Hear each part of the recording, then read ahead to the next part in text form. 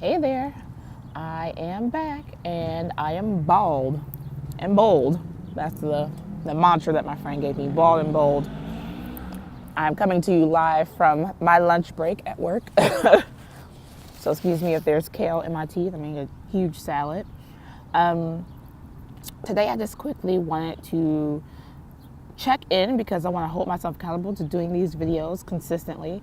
But I wanted to quickly talk about some of the motivation behind my recent baldness, my haircut.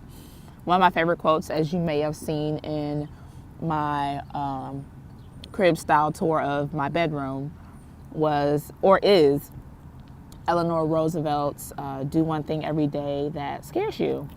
And one thing that for some reason I've been deathly afraid of my entire life is doing my own hair. Specifically, since 2010, when I first got my hair cut, a fear has been cutting my own hair. And so yesterday, elicited the help of my husband to cut my hair, and I did it. And one thing we talked about prior to cutting my hair was the worst case scenario. What would be the worst case scenario if I decide to take this endeavor into my own hands? And I thought about it, the worst case scenario, I'd be bald and my hair would grow back. And I am bald right now. Not my most favorite hairstyle of all time, but my hair will most definitely grow back and life will proceed as normal. The world didn't end. I didn't die. No one has called me ugly. In fact, coworkers have just said, wow, you're bald. You have a cute head shape for that. I could never do that. And I don't know if that's their way of trying to find something nice to say. But it's better than, no children have cried after looking at my face. And I think a lot of the fears that we have in life typically turn out that way when we actually embrace the fear and move forward anyway. I think oftentimes people feel that courage has to be this absence of fear, like I'm not afraid anymore, so now I can do this thing.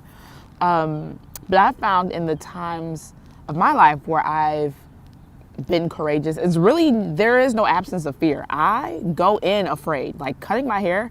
I took pictures of the process. I was still scared as hair was coming off. But the same was true for when I left my unfulfilling job back in 2013. The same was true when I signed on to become part owner of a vodka distillery, not being a drinker. Like I've done some really random things and taken some risks, some good, some not that great. But the worst case scenario, one, typically never comes true. And if it does, it hasn't resulted in me being dead, homeless, or strung out on crack. No offense to people who are homeless or strung out on crack. So that's where things have landed with me. So I say all this to say, if there's something you are hesitating to do, like asking that cute person out on a date, or asking for a raise, or leaving an unfulfilling job, or moving to a different state, city, just making some artwork, dancing in public speaking, whatever it is, ask yourself honestly, truly, what is the worst case scenario?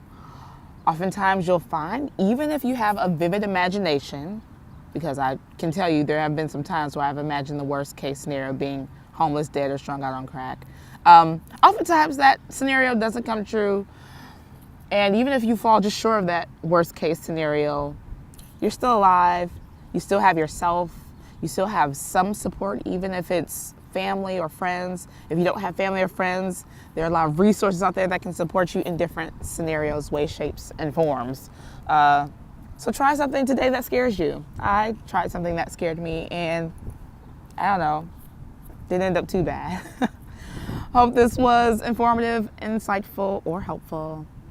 If you have any questions, or if you're thinking of doing something scary yourself, hit me up and let me know what you're thinking of doing, or if you need some talking through some chances, some risks you're gonna take.